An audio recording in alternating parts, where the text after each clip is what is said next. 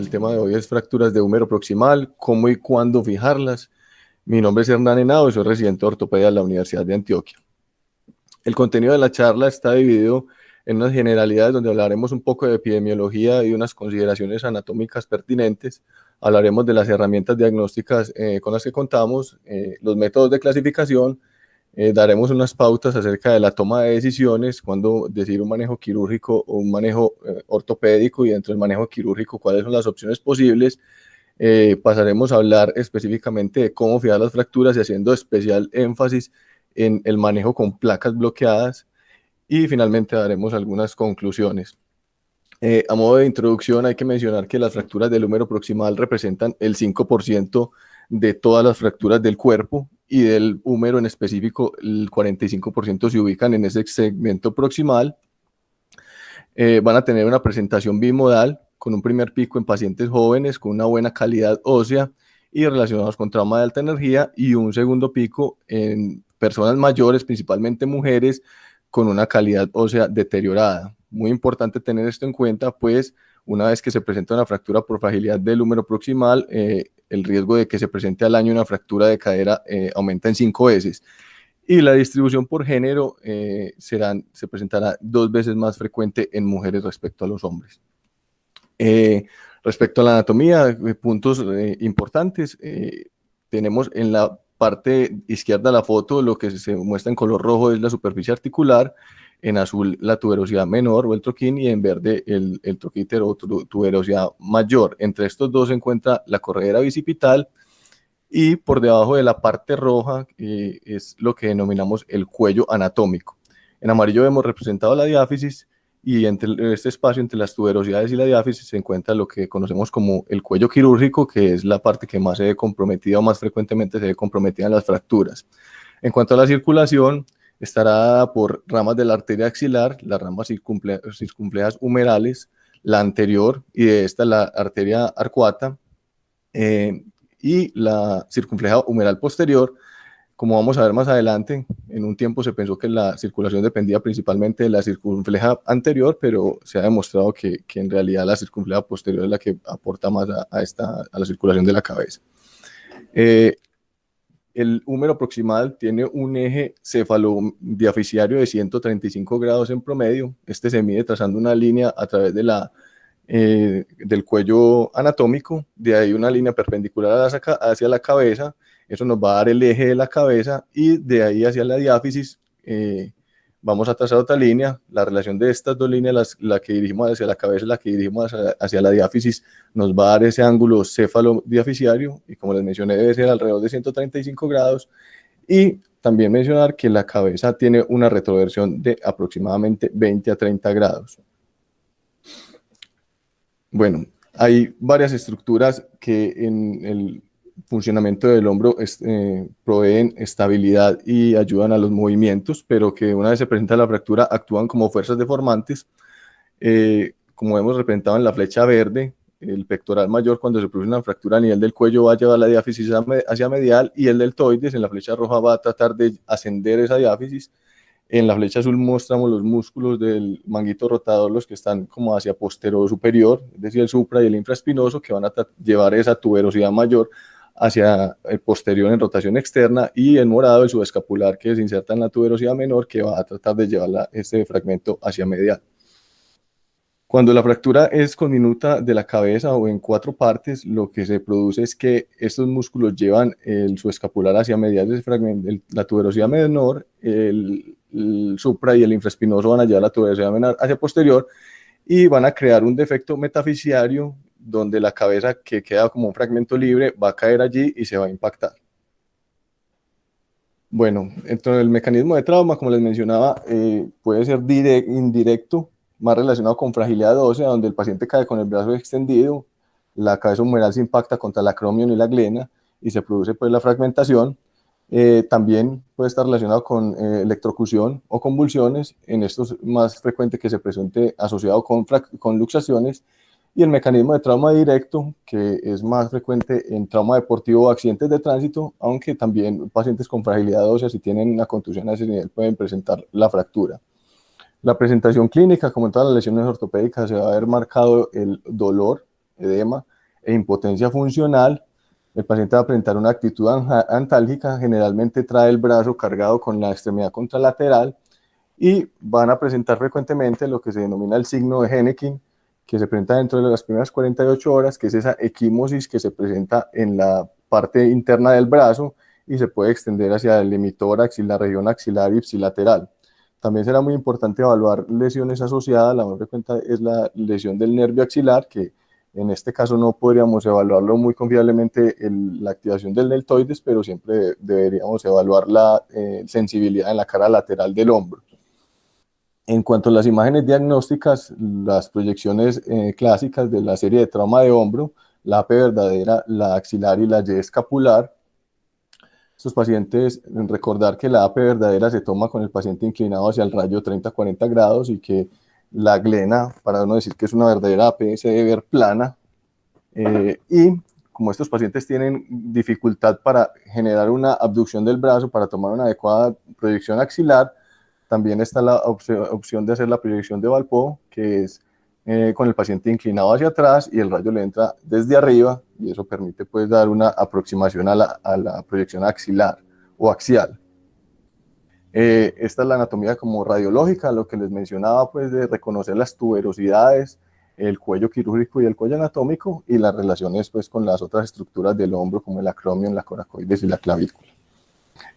La tomografía está indicada principalmente cuando tenemos dudas sobre la posición o el grado de fragmentación para planeamiento quirúrgico, cuando hay conminución interarticular y cuando hay presencia de luxofracturas. Dentro de las estrategias de clasificación, las clasificaciones modernas se basan en un método que escribió Coleman alrededor de 1934, que vamos a ver más adelante. Él dividió el número proximal en 4 fragmentos: cabeza o porción articular, tuberosidad menor, tuberosidad mayor y diáfisis, que ahí están representados con los números 1, 2, 3 y 4.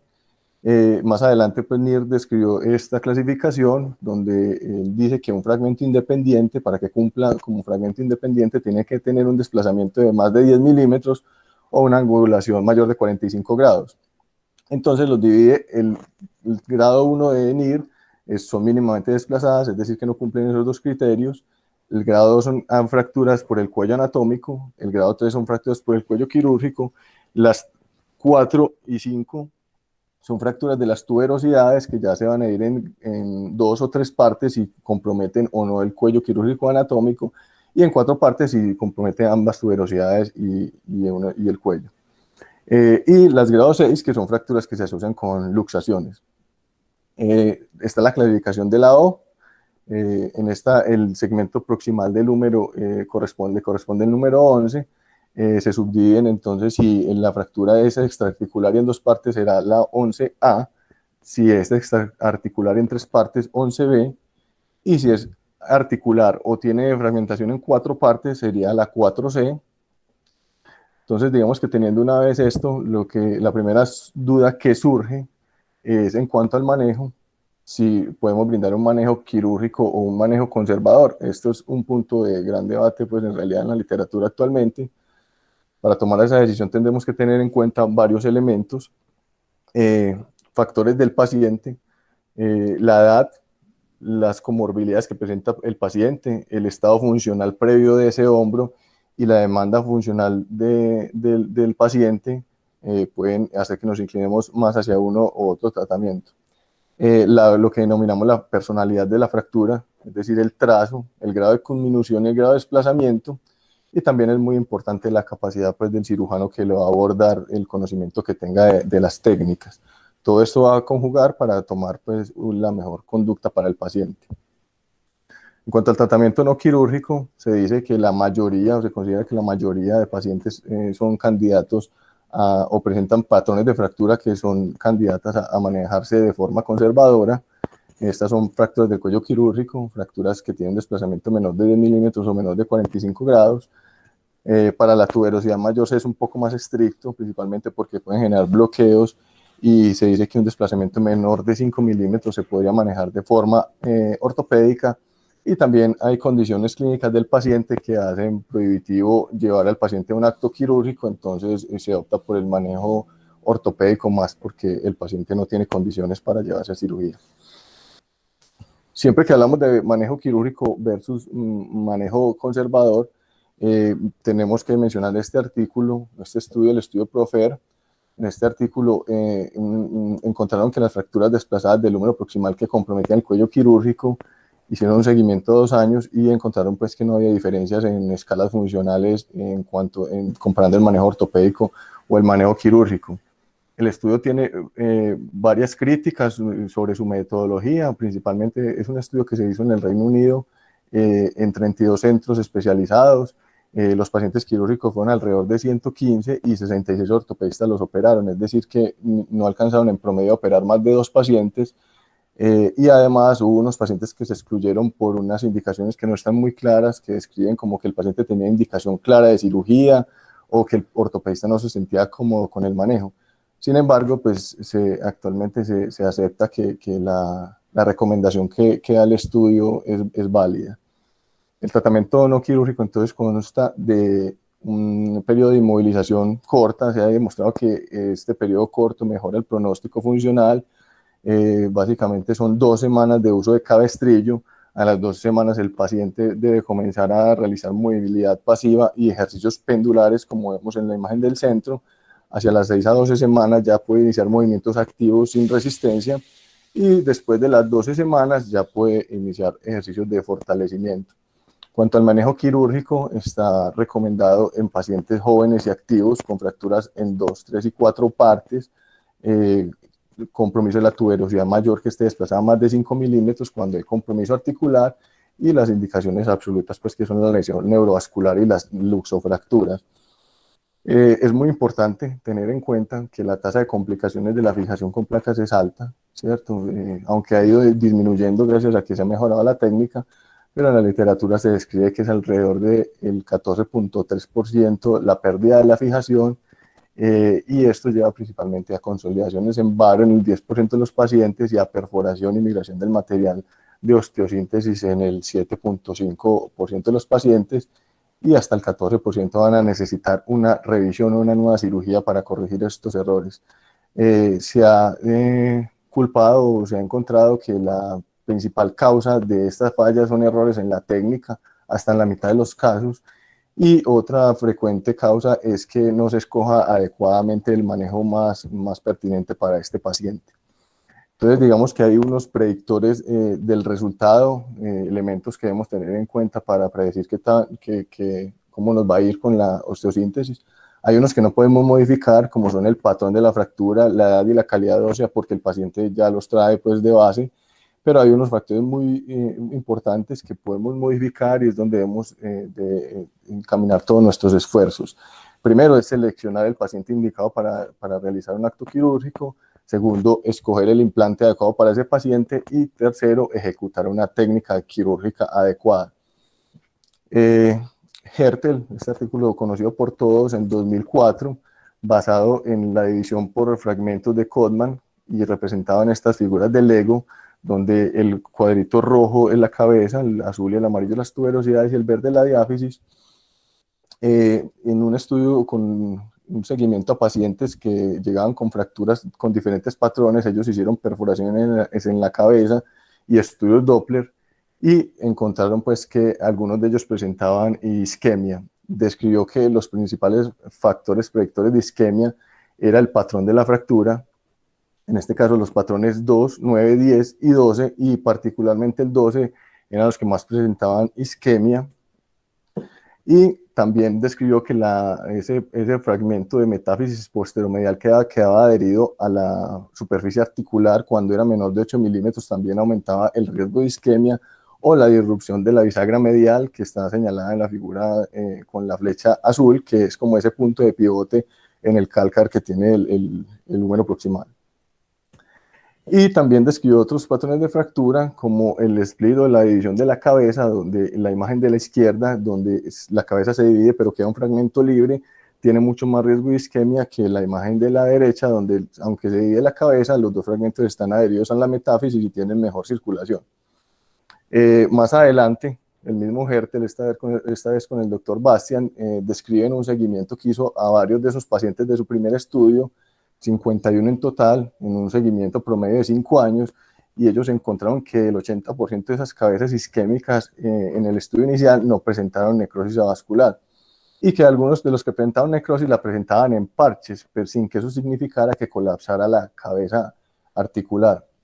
Como muestran en el ejemplo de las fotos, en las imágenes de arriba vemos una fractura en 3 partes, colapsada en valgo, que en el seguimiento encontraron que después de retirar el material había unas zonas líticas en parches, pero que la congruencia articular se conservaba. Entonces ellos concluyen que más importante que el patrón de fractura es lograr una reducción y una fijación adecuada para predecir o para prevenir la necrosis.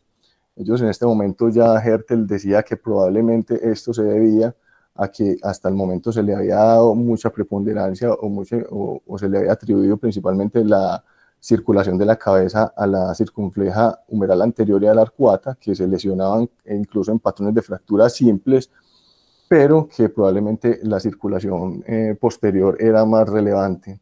Eso se comprobó en estudios más adelante. En este estudio, por ejemplo, donde hacen estudios con gadolinio y también disecciones en cadáveres, encontraron que dividiendo la cabeza humeral en 4 cuadrantes, la arteria circunfleja posterior en 3 de esos 4 cuadrantes era la más importante para la perfusión y de forma global era el 64.3%.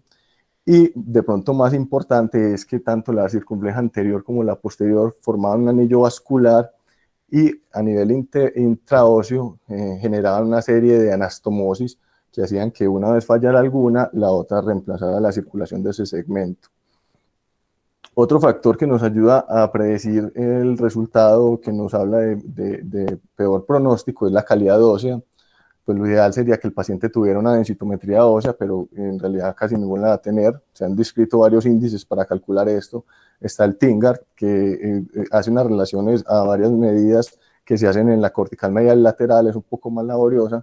Y está el índice de la tuberosidad deltoidea, que es un poco más práctica y se ha demostrado que se correlaciona muy bien con la otra medida. En esta medimos el ancho hasta el borde lateral de las diáfisis de las cortezas, y otra que es la línea que ven en B hasta el borde interior. Hacemos una relación de estas dos medidas, y si esta relación es menor de 1.4 habla de pobre calidad ósea. Entonces probablemente estos pacientes deberíamos de considerar dentro del planeamiento la posibilidad de una aumentación durante la cirugía. Entonces, dentro de las opciones de manejo quirúrgico se escriben en la literatura los pines percutáneos, las placas, los clavos y el reemplazo articular. Entonces, la fijación percutánea fue escrita por Bohlen en 1962. Clásicamente se indicó en fractura en 2 y 3 partes que estaban poco desplazadas e impactadas en valgo. Tiene que tener el paciente unas condiciones específicas, y es que la reducción cerrada sea estable y satisfactoria, que tenga adecuada calidad ósea, que no haya una conminución importante, que no haya compromiso del cálcar, y que el paciente tenga las condiciones mentales y sociales para cumplir con un periodo de inmovilización postquirúrgico. Esta es la técnica clásica que se describe. Se dirigen primero unos pines de distal a proximal y dirigidos hacia la cabeza para calcular el punto de entrada. Uno mide la distancia desde la superficie articular superior hasta el borde inferior del trocánter, y el doble de esa distancia será el punto de entrada, esto para prevenir principalmente el daño del nervio axilar. Y si hay daño del trocánter mayor, se dirige otro pin desde superior hacia inferior y hacia medial, que describen que debería de dirigirse más o menos a 2 centímetros inferiores a la superficie articular inferior para disminuir el riesgo de lesión neurovascular. ¿Qué se encontró con esta técnica? Que las complicaciones son muy altas, la tasa de mala unión es alrededor del 28%, los pines migran o se aflojan hasta en el 33%, muchos pacientes presentan infecciones del trayecto, las lesiones neurológicas también son más frecuentes del nervio radial, del axilar y del músculo cutáneo, así como las lesiones de la vena cefálica, y también lesiones del tendón del bíceps, o la osteonecrosis se vio que es más frecuente en estos pacientes. Por eso es que en realidad hoy, salvo algunas indicaciones muy específicas, esta técnica va más bien como en desuso. Para hablar de las placas bloqueadas, pues digamos que esto cambió mucho el manejo de las fracturas de húmero, y fracturas que antes se consideraban que eran irreparables, aumentó la indicación pues, de reducción abierta y fijación interna. Las indicaciones pues, más claras son fracturas de 2 partes desplazadas, fracturas en 3 y 4 fragmentos con posibilidad de reconstrucción. Vamos a hablar aquí cosas importantes sobre la técnica. Lo primero será pues, la disposición del paciente en el quirófano. Se describe la posibilidad de poner el paciente en silla de playa o en decúbito completo, y el intensificador de imágenes ingresarlo por la cabeza, por el lado contralateral o incluso por la axila. En realidad lo más importante es que tengamos la posibilidad de ver varias proyecciones, porque estamos dirigiendo los tornillos hacia una superficie que es circular. Entonces, si no miramos, puede que en una posición lo vamos bien y en la otra nos quede por fuera muy corto. Generalmente preferimos hacerlo en decúbito, en supino completo, con el hombro o el hombro y el brazo por fuera de la camilla, y esa es como la posición más cómoda. Dentro de los abordajes clásicos está el abordaje deltopectoral, que vamos a hablar un poquito más adelante, el abordaje anterolateral y el transdeltoideo. El abordaje deltopectoral es el más usado, el más popular. Desde acá se pueden abordar todos los patrones de fractura. Aquí en las imágenes vemos una disección cadavérica, cómo se hace el abordaje. Los puntos de referencia son la apófisis coracoides. Desde allí, una línea por el borde anterior del deltoides, que está representada en la línea punteada. En la segunda imagen, con la tijera, está señalada la vena cefálica, que marca el límite entre el deltoides y el pectoral, ¿cierto? Una vez que la disecamos y la separamos, en la tercera imagen vemos ya hacia un lado el deltoides y hacia el lado medial el pectoral. En la primera imagen de la fila inferior vemos esa imagen nacarada, que es el tendón conjunto. Un punto de referencia también muy importante. Ya en la imagen que sigue vemos disecado el tendón de la cabeza larga del bíceps. Y finalmente en la imagen del inferior derecha, lo que está señalado con la tijera es la arteria axilar, que va por el borde inferior del subescapular. Los abordajes anterolateral y transdeltoideo, desde acá también se pueden abordar todos los patrones de fractura. Depende muchas veces más de la preferencia o del entrenamiento del cirujano, pero las indicaciones más claras del abordaje anterolateral son las fracturas que comprometen la tuberosidad mayor, para el uso de técnicas mínimamente invasivas o para el paso de clavos intramedulares. Y el transdeltoideo, la indicación más clara de las fracturas de la tuberosidad mayor y algunas veces cuando hay una luxación asociada. Entonces, para estos abordajes, para el anterolateral, el punto de referencia es el borde anterolateral del acromion en la diáfisis humeral. Vamos a utilizar el intervalo entre la porción anterior y la lateral del deltoides. Y para el abordaje transdeltoideo, el punto de referencia es como la porción media lateral del acromion, y aquí entramos a través del deltoides pues, lateral. En este abordaje será muy importante tener en cuenta el nervio axilar. El nervio axilar va en el músculo, viene desde atrás dando la vuelta al húmero, pasa aproximadamente 5 a 7 centímetros por debajo del acromion.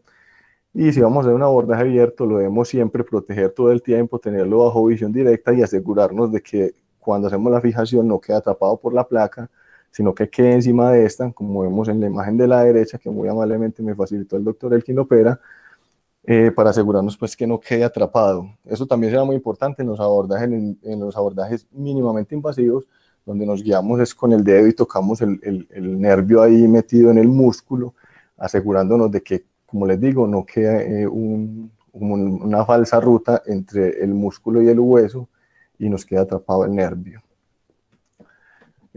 Cosas importantes en cuanto a la reducción: estamos trabajando en un hueso esponjoso y por lo general en un paciente con fragilidad ósea, entonces no debemos usar pinzas reductoras, podemos empeorar la conminución. Lo que se recomienda es, a medida que vayamos haciendo el abordaje y según vayamos visualizando, tomar las tuberosidades y las inserciones de los músculos del manguito rotador con suturas. El orden pues, que recomiendan o que uno piensa que va a ir encontrando es primero tomar el tendón del subescapular, después el tendón del supraespinoso, y ya con esto ir rotando la cabeza y finalmente fijar el tendón del infraespinoso. Con esto pues podemos manipular los fragmentos grandes y ir reduciendo la fractura pues, de 4 a 3 partes, de 3 a 2 y así. Otro elemento muy importante en la reducción es asegurar un ángulo cefalodiaficiario. Lo peor que le puede pasar a una fractura es que nos quede en varo, como vamos a ver más adelante. En este estudio, por ejemplo, en 111 pacientes entre 2001 y 2005, con pacientes con fracturas desplazadas y luxofracturas con una media de 62 años, todos manejos con placas bloqueadas. Los pacientes tuvieron un ángulo cefalodiaficiario en promedio de 130 grados entre 95 y 160. ¿Y qué encontraron estos autores? Que el porcentaje de falla de la reducción fue de 11% cuando el paciente tenía un ángulo mayor de 120 grados, pero se triplicó en los pacientes que tenían menos de 120 grados, como vemos en el ejemplo del lado, una fractura que estaba impactada en varo. Después de la reducción, si uno no ve pues las flechas rojas, pareciera que tiene una reducción buena, pero tomando las medidas nos damos cuenta que tiene un ángulo de 120 grados y finalmente en el seguimiento se nota que falló. ¿Qué podemos hacer para corregir esto, para reducirlo? Entonces, esta es una opción. Pasar un escoplo o un HURT, un disector de HURT, por el foco de fractura, ir a buscar esa porción medial con mucho cuidado, pues porque ahí cerca están las estructuras neurovasculares, levantar ese pedazo o ese fragmento, esa cabeza, corregir el varo y hacer una fijación provisional con pines y ya posteriormente pues presentar la placa y completar la fijación. También nos podemos presentar el escenario contrario, que es el valgo. Este también es un caso que enfacitó el doctor Lopera, donde vemos imágenes después del fluoroscopio, es una fractura impactada en valgo, y aquí con un disector de HURT tomamos la cabeza por el lado lateral, pues tenemos que hacer como el gesto contrario al que hicimos en la impactación en varo, llevar la cabeza a su posición normal, ya con la ayuda de la sutura reducir las tuberosidades y hacer la fijación provisional con pines. ¿Qué puede pasar una vez que hagamos esa reducción? Que nos quedemos con defectos metafisiarios o que notemos combinación de la columna medial. En esos casos hay que considerar la posibilidad de usar aumentación. En la literatura se han descrito varias técnicas. Una de ellas es el uso de injertos óseos estructurales, particularmente o más frecuentemente el aloinjerto de peroné de forma intramedular, ya que este tiene el tamaño ideal para moldearlo y que quede intramedular y es suficientemente rígido. Esto se ha demostrado que disminuye el riesgo de falla mecánica. En la imagen superior vemos pues la fractura impactada en valgo, parecida a la que teníamos en las imágenes que les mostré, y luego en la reducción podemos ver que el defecto metafisiario está cubierto o está lleno por el injerto óseo del aloinjerto. Y en la imagen inferior lo que vemos es una conminución de la columna medial y entonces usan el injerto intramedular, hacen la fijación con este y esto suple como esa columna medial, le da soporte a esa columna medial. Este es un caso del hospital, una paciente de 85 años femenina con antecedente de hipertensión y EPOC, con buena clase funcional, tuvo una caída de su altura y presenta esta fractura. Se programa para osteosíntesis. Afortunadamente, pues el cirujano que lo programó se percató de que tenía esta combinación de la columna medial y que en la metáfisis había una zona donde probablemente iba a quedar un defecto óseo. Entonces se planeó con el uso del injerto, se solicitó el peroné de banco. Aquí lo vemos pues moldeado ya para el canal intramedular. En este caso se hizo un abordaje transdeltoideo. Ahí vemos las suturas colgando en la parte posterior que están reparando o tomando las inserciones del manguito rotador y el injerto óseo ya ahí intramedular. Una vez que lo tenemos ahí, completamos la reducción, fijamos temporalmente con pines, presentamos la placa y completamos la fijación. Y este es el resultado postquirúrgico, donde vemos pues que el injerto quedó muy bien adaptado intramedular y le está dando el soporte a la columna medial. Otras opciones que se mencionan en la literatura es el uso de una placa adicional en tercio de caña. Se pone la parte convexa mirando hacia el hueso en la corredera bicipital. La idea es que los tornillos de esa placa queden a 90 grados respecto a los tornillos de la placa bloqueada. Y en estudios biomecánicos han encontrado que este constructo, esta forma de fijarla, da la misma rigidez que un cálcar medial intacto o que unos tornillos bien dirigidos al cálcar. por lo que podría ser una opción, faltará artículos o estudios para validarlo, pero podría ser una opción en caso de que tengamos una conminución o no tengamos un soporte medial y no tengamos la disponibilidad del injerto. Otro punto muy importante de tener en cuenta es la posición de los tornillos. Estos deben de quedar subcondrales, que es la parte más densa del hueso. También se recomienda que queden 12 milímetros o a menos de 12 milímetros del borde inferior del cálcar, que está ahí representado con la flecha roja, y que queden dentro del 25% inferior de la cabeza. Con esto va a disminuir en gran medida la probabilidad de que nos falle la osteosíntesis. Como vemos pues en este caso que ya les había mostrado antes, si dividimos la cabeza en cuadrantes, vemos que los tornillos del cálcar están en esa porción inferior, en el 25% inferior, y están pues en el cálcar, ¿cierto? También es muy importante que la placa nos quede bien posicionada. La recomendación es que quede de 5 a 8 milímetros distal al borde superior de la tuberosidad mayor, que quede alineada con la diáfisis, que no nos quede volada hacia posterior o hacia inferior, porque eso nos puede llevar a pérdida de la fijación y a molestias pues, del paciente. Y estar seguros de que queda ligeramente posterior al surco bicipital para no ir pues, a comprimir ahí el tendón de la cabeza larga del bíceps o la circulación que pasa por esa región. ¿Qué pasa si no cumplimos con esos criterios? Si nos queda muy alta, es posible que la placa durante la abducción haya un choque con el acromion y se produzca un pinzamiento. Y si hacemos lo contrario, que es que la placa nos quede muy baja, los tornillos que traen las placas diseñadas para dirigirse al cálcar pueden quedar por fuera de este y no tener suficiente fijación. Entonces lo recomendable es como la imagen de la derecha, con una altura adecuada, de modo que como les digo, no choque arriba ni perdamos la fijación. En pacientes que tienen un número muy grande, es probable que la placa de pronto haya que colocarla más abajo para asegurar que esos tornillos del cálcar sí queden dentro del rango pues, que deseamos. Otra cosa muy importante que hay que tener en cuenta es que las placas bloqueadas pues, se deben de adaptar a la reducción, ¿cierto? No debemos de obligar el hueso a que se adoce a la placa, porque en algunos casos se puede llegar a pérdida de reducción. Les traigo ese ejemplo donde uno a primera vista puede decir la placa pues quedó levantada, probablemente no quedó bien, pero si uno extrae la placa, aquí la disimulé con este gris, de la foto, ve que la reducción está bastante buena, que finalmente es lo importante. En este caso en particular, si uno tratara de adosar la placa, ¿cierto? De aproximar la diáfisis con tornillos corticales, que el movimiento va a suceder, la diáfisis se va a ir a la placa, pero entonces la fractura va a quedar desplazada y la reducción no va a ser satisfactoria. Bueno, y finalmente en la fijación, esas suturas que teníamos en las tuberosidades las podemos fijar a la placa.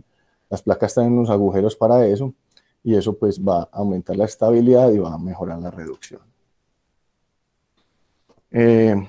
Voy a mencionar dos cositas pues, del clavo intramedular. Las indicaciones más claras o clásicas son fracturas con extensión diaficiaria, fracturas del cuello quirúrgico en dos partes y pacientes con fracturas patológicas presentes o inminentes que queramos hacer una fijación profiláctica.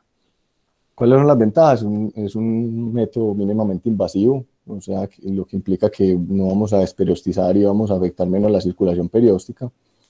Permite o se realiza una reducción cerrada y en pacientes con fragilidad ósea vamos a proteger un segmento pues, mayor del hueso.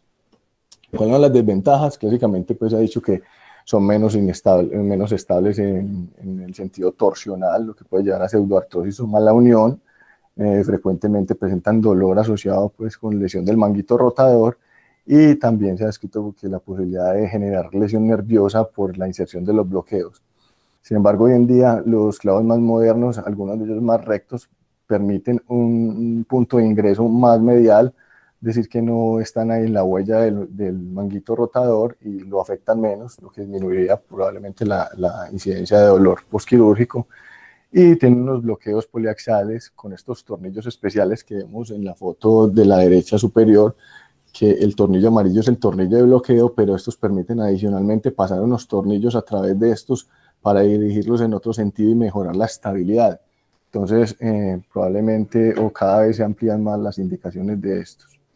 Este es un ejemplo tomado de la literatura, una fractura que compromete principalmente el cuello quirúrgico, y ahí está la fijación con el clavo intramedular, una reducción pues bastante buena.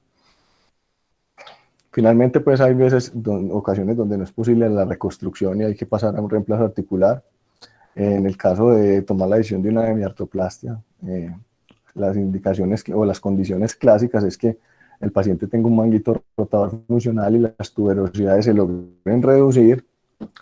Este es un caso también tomado de la literatura, una mujer de 70 años, perdón, un hombre de 70 años con una fractura de 4 partes, donde pues consideraron que no era posible la reconstrucción y usan esta técnica de hemiartroplastia.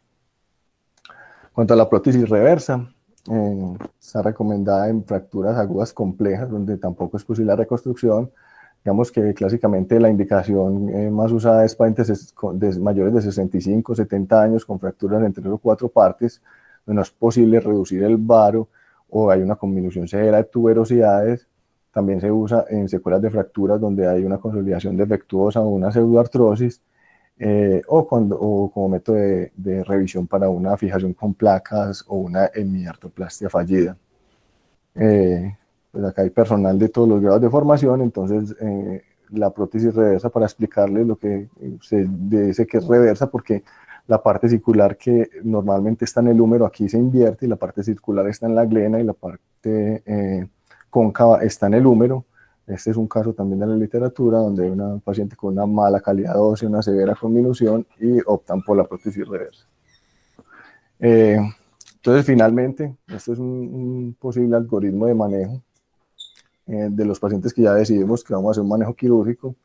Entonces, en fracturas de 2 partes desplazadas, tenemos la opción de hacer una reducción abierta de una fijación interna con placas bloqueadas o el uso de un clavo intramedular.